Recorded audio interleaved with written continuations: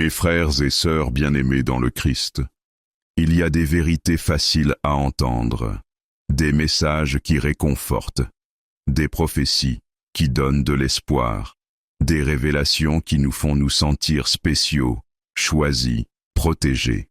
Et puis, il y a des vérités difficiles, des messages qui dérangent, des prophéties qui confrontent, des révélations qui détruisent nos illusions confortables. L'histoire biblique est remplie de messagers qui ont dû délivrer des vérités que personne ne voulait entendre. Jérémie a prophétisé la destruction de Jérusalem. Le peuple a refusé de l'écouter. Ils ont préféré les faux prophètes qui disaient « paix, paix », quand il n'y avait pas de paix. Jean-Baptiste a confronté les pharisiens sur leur hypocrisie. Ils l'ont rejeté, puis tué. Jésus lui-même a dit des vérités difficiles.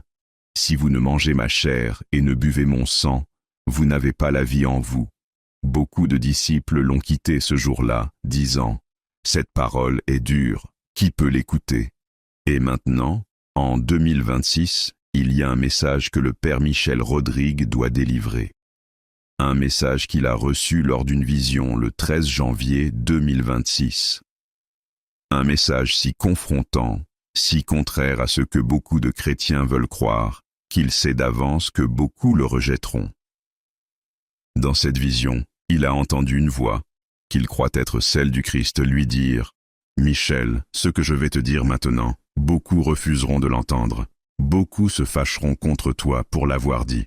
Beaucoup t'accuseront d'être un faux prophète, un semeur de peur, un hérétique. Mais tu dois le dire quand même, car c'est la vérité, et la vérité, même difficile, est toujours préférable au mensonge confortable. » Quand la vision s'est terminée, le Père Michel a pleuré, non pas de peur, mais de tristesse, car il savait que ce message diviserait même parmi les croyants, que certains qui l'ont suivi pendant des années se détourneraient de lui, que beaucoup préféreraient les messages rassurants des faux prophètes, mais il a aussi compris qu'il n'avait pas le choix. La vérité doit être dite, que les gens veuillent l'entendre ou non. Ses premiers mots après la vision ont été « Je dois dire cela, même si cela me coûte ma réputation, même si les gens me rejettent, même si je suis accusé de tous les maux, car le silence face à la vérité serait une trahison, et je préfère être rejeté pour avoir dit la vérité que d'être accepté pour avoir dit des mensonges confortables. » Puis il a ajouté quelque chose de profond. Ce message sera particulièrement difficile pour ceux qui se considèrent comme de bons chrétiens, car il confronte directement leurs illusions sur leur propre état spirituel. Il leur dit « Non, vous n'êtes pas aussi prêts que vous le pensez. Non, vous n'êtes pas aussi saints que vous l'imaginez. Non, votre foi ne tiendra probablement pas face à ce qui vient. » C'est pourquoi ils refuseront de l'entendre. Le Père Michel n'a jamais parlé d'un message que beaucoup refuseront d'entendre avec une telle certitude triste. Cette nuit, nous allons vous délivrer intégralement ce message difficile. Nous allons vous dire la vérité que beaucoup ne veulent pas entendre. Nous allons confronter les illusions confortables que même les chrétiens sincères entretiennent, et nous allons vous expliquer pourquoi ce message sera rejeté et pourquoi vous devez quand même l'écouter, car votre salut éternel pourrait dépendre de votre capacité à entendre une vérité difficile plutôt qu'un mensonge rassurant.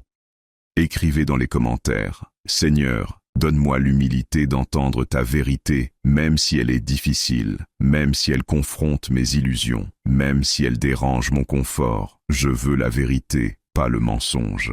Car seuls les humbles peuvent entendre la vérité difficile. » Avertissement critique. Ce qui suit est basé sur une vision prophétique reçue par le Père Michel Rodrigue le 13 janvier 2026. Ce message est confrontant. Il détruit des illusions que beaucoup de chrétiens entretiennent sur leur propre état spirituel. Il dit des vérités que personne ne veut entendre. Il peut vous mettre en colère. Il peut vous offenser. Il peut vous faire rejeter le messager. Mais selon le Père Michel, c'est la vérité que le Christ lui a commandé de délivrer. Si vous continuez, préparez-vous à être confronté. Priez pour l'humilité avant de continuer. Si vous fermez cette vidéo maintenant par inconfort, vous prouvez le point de ce message. Beaucoup refuseront de l'entendre.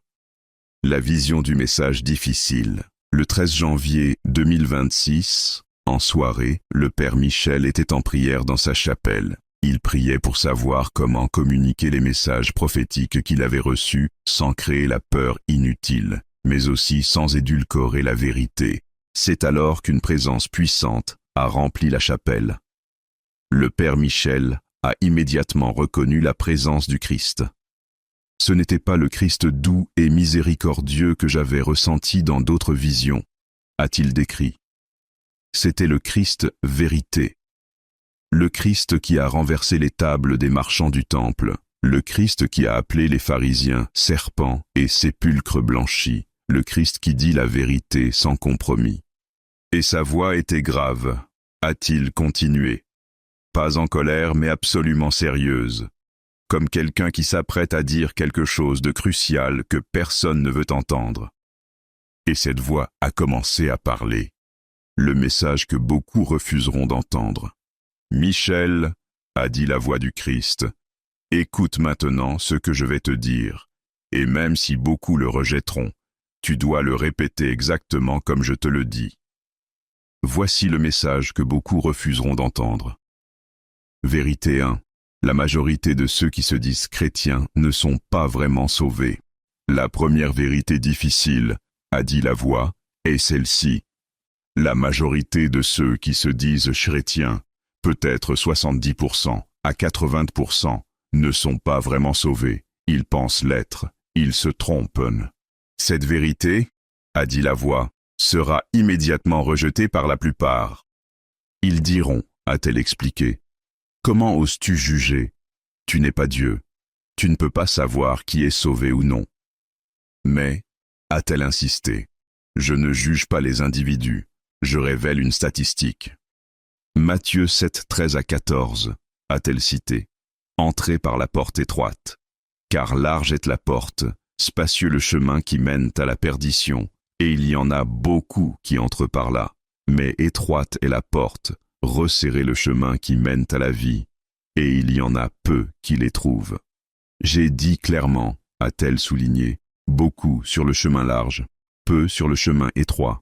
Mais les chrétiens modernes ont créé une théologie confortable, a-t-elle révélé, qui dit « Oh, tous ceux qui croient en Jésus sont sauvés, donc tous les chrétiens sont sur le chemin étroit. » C'est faux, a-t-elle déclaré. C'est un mensonge rassurant. La vérité, a-t-elle révélé, est que la majorité de ceux qui se disent chrétiens sont sur le chemin large. Pourquoi? A-t-elle expliqué. Parce qu'ils ont une foi sans repentance, a-t-elle dit. Ils croient intellectuellement en moi, mais ne se sont jamais vraiment repentis de leurs péchés. Parce qu'ils vivent comme le monde, a-t-elle continua. Ils se disent chrétiens le dimanche, mais le lundi, leur vie est indiscernable de celle d'un non-croyant. Parce qu'ils refusent de porter leur croix, a-t-elle révélé. J'ai dit, si quelqu'un veut venir après moi, qu'il renonce à lui-même, qu'il se charge de sa croix, et qu'il me suive. Mais eux veulent me suivre sans renoncer à rien. Parce qu'ils aiment le monde plus qu'ils ne m'aiment, a-t-elle dit. 1 Jean 2,15 dit clairement, n'aimez pas le monde, ni les choses dans le monde. Si quelqu'un aime le monde, l'amour du Père n'est pas en lui. Ces chrétiens nominaux, a-t-elle révélé, entendront au jour du jugement, je ne vous ai jamais connu. Retirez-vous de moi, vous qui commettez l'iniquité. Et ils seront choqués, a-t-elle dit, car ils pensaient être sauvés. Voilà la première vérité difficile, a conclu la voix. Et oui, la majorité de ceux qui entendent ce message le rejetteront.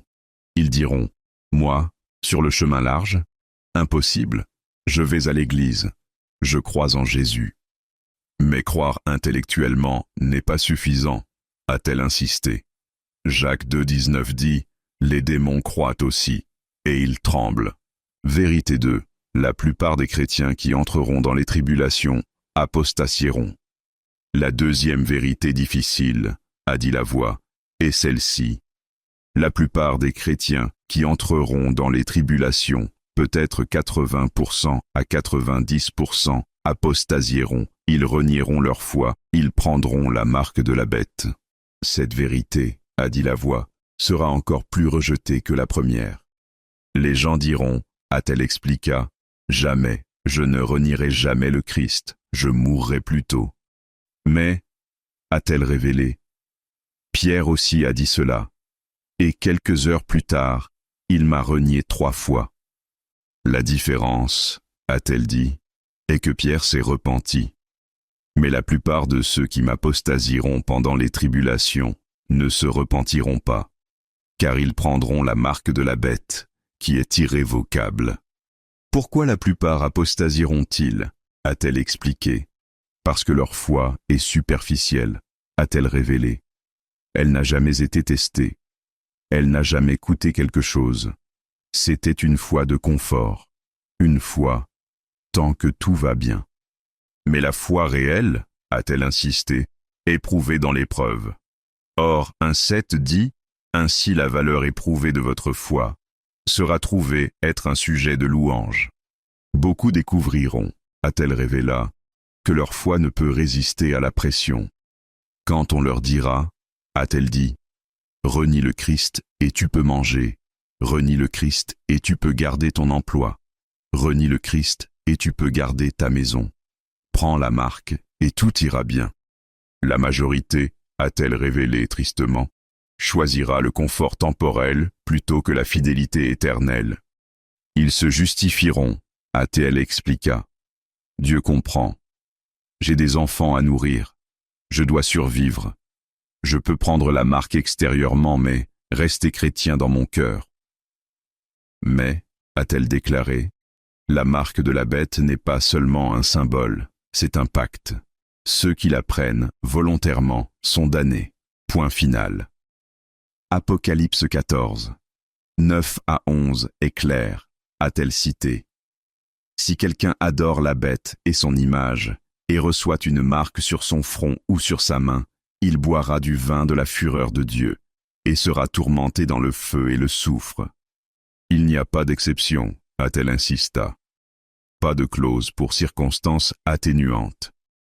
Donc, quand je dis que 80 à 90% apostasieront, a-t-elle expliqua, ce n'est pas du pessimisme.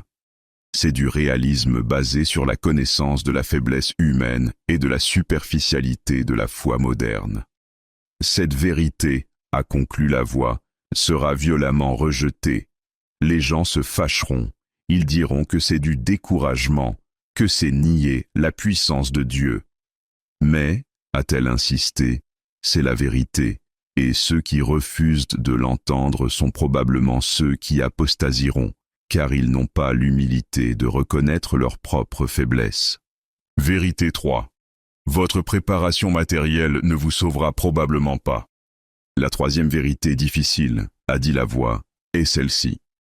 Votre préparation matérielle, eau, nourriture, argent, compétences, ne vous sauvera probablement pas.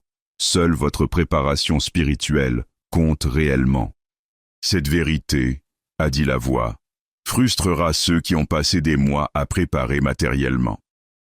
Ils diront, a-t-elle expliqua, mais tu nous as dit de stocker de l'eau et de la nourriture. Maintenant tu dis que ça ne servira à rien? Écoute attentivement, a-t-elle dit.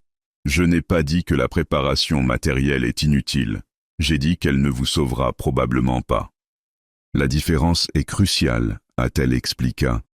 La préparation matérielle peut prolonger votre vie physique de quelques semaines ou mois, a-t-elle dit, mais elle ne sauvera pas votre âme. Et plus important, a-t-elle révéla, la plupart de vos préparations matérielles vous seront enlevées. Comment, a-t-elle expliqua, par le vol, a-t-elle dit. Quand les voisins affamés découvriront que vous avez des provisions, beaucoup les prendront par force. Par la confiscation gouvernementale, a-t-elle révélé, les gouvernements institueront des lois pour confisquer les surplus et les redistribuer équitablement.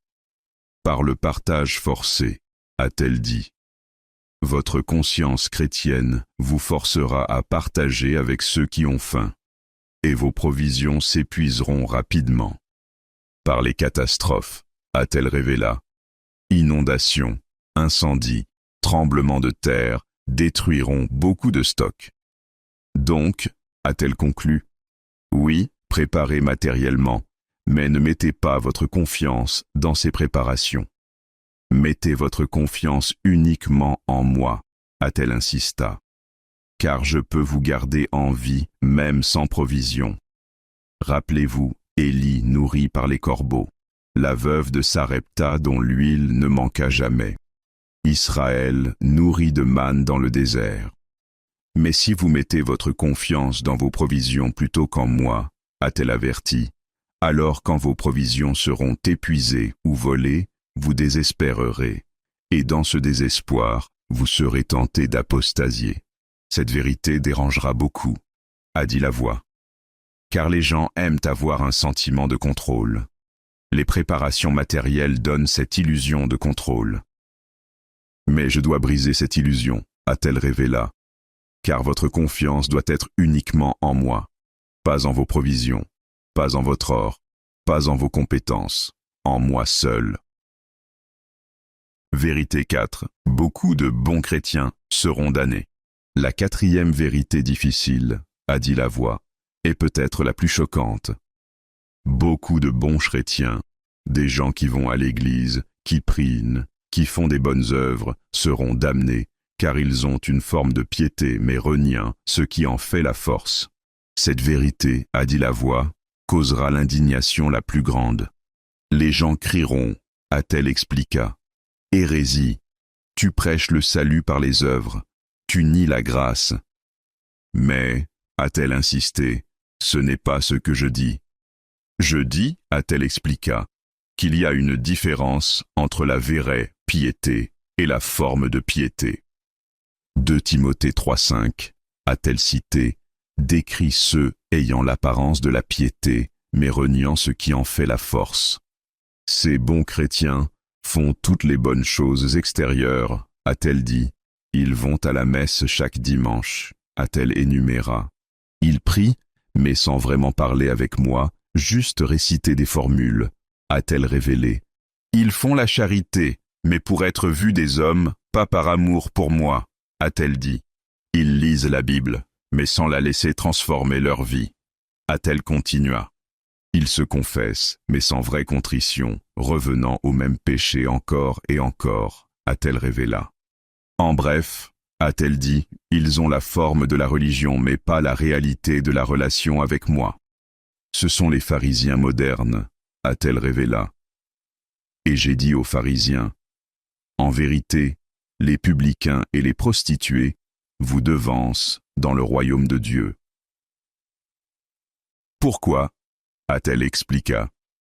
Parce que les publicains et les prostituées savaient qu'ils étaient pécheurs. Ils venaient à moi avec humilité. Mais les pharisiens et les bons chrétiens modernes pensent qu'ils sont justes, a-t-elle révélé. Ils comparent avec les vrais pécheurs et se disent « Au moins, je ne suis pas comme eux ». Cette autosatisfaction, a-t-elle déclaré, est mortelle spirituellement. Donc oui, a-t-elle insisté, beaucoup de bons chrétiens seront damnés. Non pas parce que les bonnes œuvres ne comptent pas, a-t-elle précisé, mais parce que leurs bonnes œuvres sont vides de vraie foi et de vrai amour. Jacques 2,26 dit, a-t-elle cité, la foi sans les œuvres est morte. Mais l'inverse est aussi vrai, a-t-elle révélé, les œuvres sans vraie foi sont mortes aussi. Cette vérité, a conclu la voix, sera la plus rejetée par les pratiquants réguliers, car elle les confronte directement. Vérité 5. Vous êtes probablement plus faible spirituellement que vous ne le pensez. La 5e vérité difficile, a dit la voix, est personnelle pour chacun. Vous, oui, vous qui écoutez maintenant, vous êtes probablement beaucoup plus faible spirituellement que vous ne le pensez. Cette vérité, a dit la voix, sera rejetée par presque tous. Car la nature humaine, a-t-elle expliqué, est de se surestimer. Des études psychologiques montrent, a-t-elle révélé, que 93% des gens se croient au-dessus de la moyenne en compétences de conduite. Statistiquement impossible. De même spirituellement, a-t-elle dit, la majorité des chrétiens se croient au-dessus de la moyenne spirituellement. Ils pensent, a-t-elle énuméra, ma foi est forte, je tiendrai face à la persécution, a-t-elle dit. Je ne commets pas de péché grave, je suis un bon chrétien, a-t-elle continua. Je prie régulièrement, je suis spirituellement mature, a-t-elle révélé. Je ne prendrai jamais la marque de la bête, a-t-elle dit. Mais, a-t-elle insista, cette auto-évaluation est presque toujours fausse. Comment je le sais, a-t-elle expliqua, parce que votre foi n'a jamais été vraiment testée, a-t-elle dit. Vous vivez dans le confort, vous n'avez jamais eu à choisir entre Christ et votre survie. Parce que vous tombez dans les petits péchés constamment, a-t-elle révélé. Mensonge, jugement, colère, impureté, gourmandise, et vous vous justifiez, ce ne sont que de petits péchés. Mais, a-t-elle déclaré, si vous ne pouvez même pas résister aux petites tentations dans le confort, comment résisterez-vous aux grandes tentations sous pression? Jésus a dit à Pierre, a-t-elle rappela, avant que le coq chante, tu me renieras 3 fois. Pierre a répondu, jamais. Pierre pensait qu'il était fort, a-t-elle révéla. Il se trompait. De même, a-t-elle dit, vous pensez être fort, vous vous trompez. Cette vérité est humiliante, a-t-elle reconnu. C'est pourquoi la plupart la rejetteront. Ils diront, tu ne me connais pas, tu ne sais pas à quel point ma foi est forte, a-t-elle révéla. Mais, a-t-elle insista, si vous êtes honnête avec vous-même, vous savez que c'est vrai. Vous savez que vous êtes plus faible que vous n'aimez l'admettre. Et reconnaître cette faiblesse, a-t-elle expliqua, est le premier pas vers la force réelle. Car c'est seulement quand vous reconnaissez votre faiblesse, a-t-elle révélé, que vous pouvez commencer à dépendre vraiment de ma force. 2 Corinthiens 12, 9 à 10, a-t-elle cita. Ma grâce te suffit, car ma puissance s'accomplit dans la faiblesse. Car c'est quand je suis faible que je suis fort. Vérité 6. Le simple fait d'écouter ces messages ne vous prépare pas. La 6e vérité difficile, a dit la voix, concerne ceux qui écoutent des messages prophétiques. Le simple fait d'écouter ces messages, même d'y croire, ne vous prépare pas. Seule l'action concrète compte. Cette vérité, a dit la voix, confrontera directement beaucoup de ceux qui regardent ces vidéos. Car il y a un type de personne, a-t-elle expliqua, qui consomme constamment du contenu prophétique. Ils regardent vidéo après vidéo, a-t-elle dit. Ils lisent message après message, ils écoutent prophétie après prophétie. Ils pensent, a-t-elle révéla, je me prépare, je m'informe, je sais ce qui vient. Mais, a-t-elle insisté, savoir ce qui vient n'est pas la même chose qu'être préparé. Jacques 1, 22 à 24 dit, a-t-elle cita, mettez en pratique la parole et ne vous bornez pas à l'écouter en vous trompant vous-même par de faux raisonnements. Car, si quelqu'un écoute la parole et ne la met pas en pratique, il est semblable à un homme qui regarde dans un miroir son visage naturel et qui, après s'être regardé, s'en va et oublie aussitôt quel il était. C'est exactement ce que font beaucoup, a-t-elle révéla. Ils écoutent, stocker de l'eau, a-t-elle dit. Mais ils ne le font pas. Ils entendent, détachez-vous de la technologie, a-t-elle continua. Mais ils passent 5 heures par jour sur leur téléphone. Ils comprennent, vivez en état de grâce, a-t-elle révéla. Mais ils ne se confessent pas. Ils savent, fortifiez votre foi, a-t-elle dit, mais ils ne prient que 5 minutes par jour.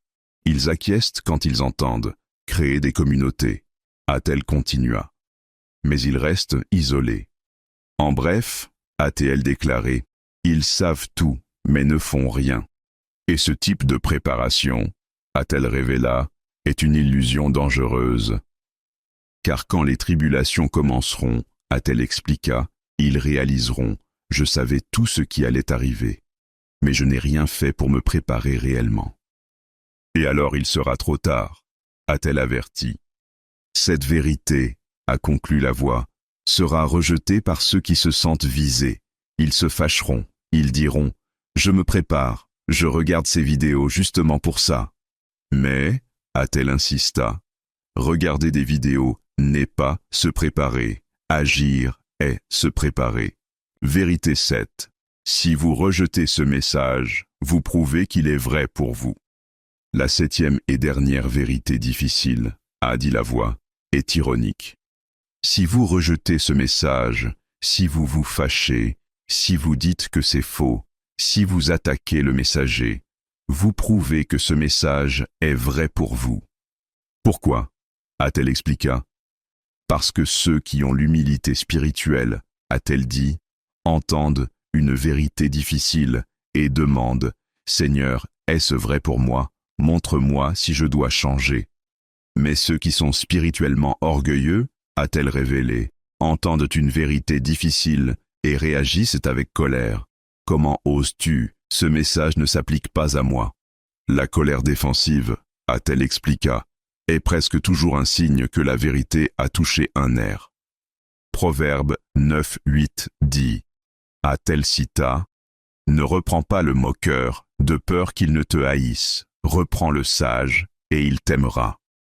Les sages, a-t-elle dit, reçoivent la correction avec gratitude. Les orgueilleux, a-t-elle révélé, rejettent la correction avec colère. Donc, a-t-elle conclu, si vous vous trouvez en colère contre ce message, arrêtez-vous. Ne rejetez pas immédiatement, a-t-elle conseillé.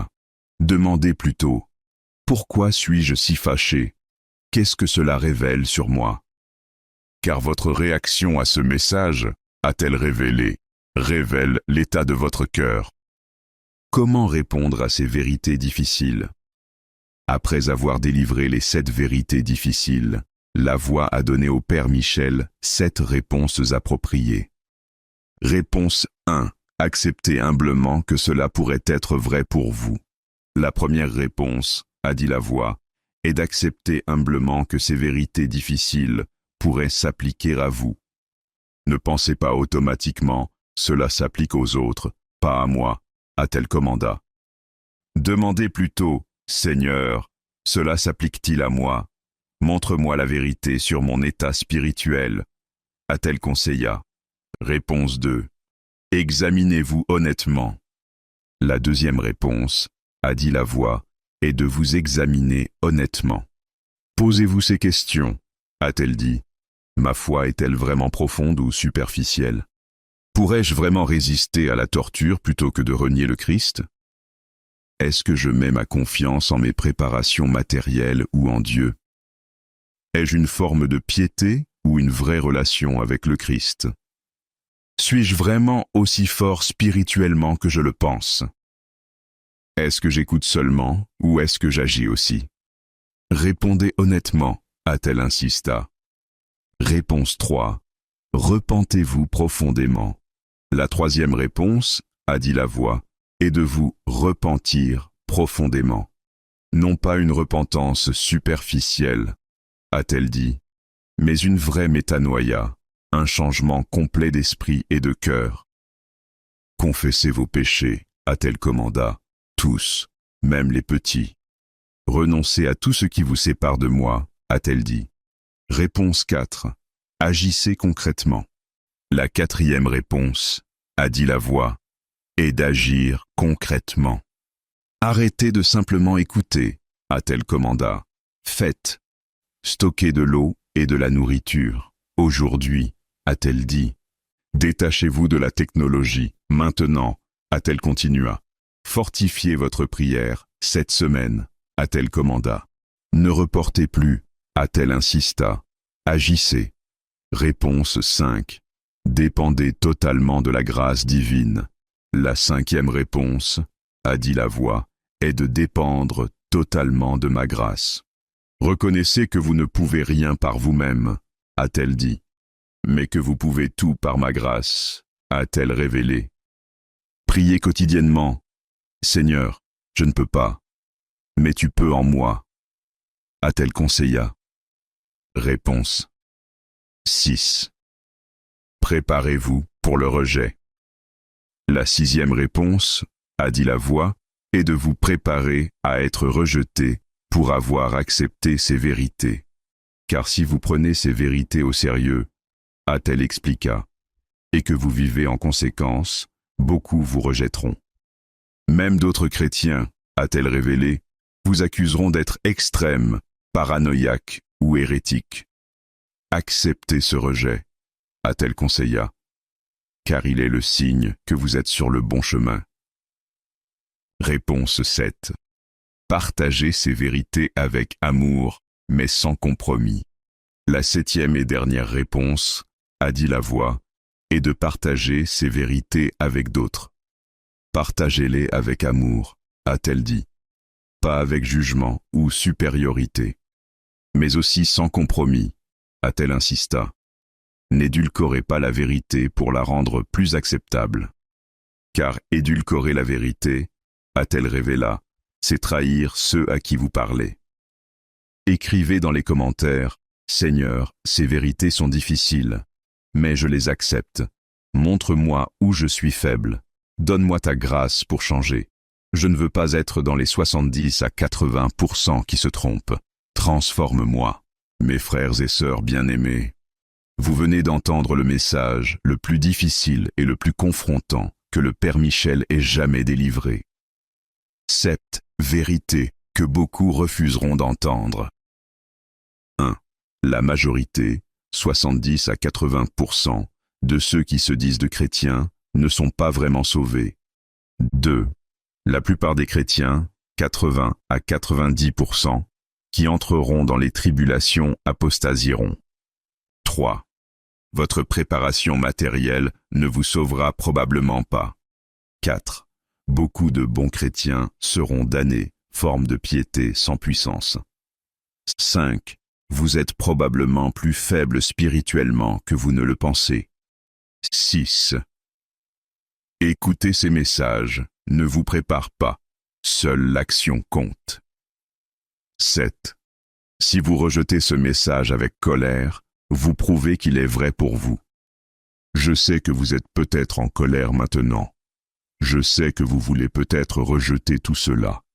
Je sais que c'est inconfortable, confrontant, humiliant. Mais demandez-vous honnêtement, ces vérités ne sont-elles pas bibliques? Jésus n'a-t-il pas dit beaucoup sur le chemin large, peu sur le chemin étroit? N'a-t-il pas averti des vierges folles qui pensaient être prêtes, mais ne l'étaient pas? N'a-t-il pas dit que beaucoup l'appelleront Seigneur, mais il dira « Je ne vous ai jamais connu » ? Tout cela est biblique, inconfortable, mais vrai. Que devez-vous faire maintenant? 1. Examinez-vous honnêtement. Êtes-vous vraiment sur le chemin étroit? Vraiment? 2. Repentez-vous profondément. Pas superficiellement, totalement, complètement. 3. Agissez concrètement. Arrêtez de simplement écouter. Faites. 4. Dépendez de la grâce divine. Vous ne pouvez rien seul, tout par sa grâce. 5. Préparez-vous au rejet.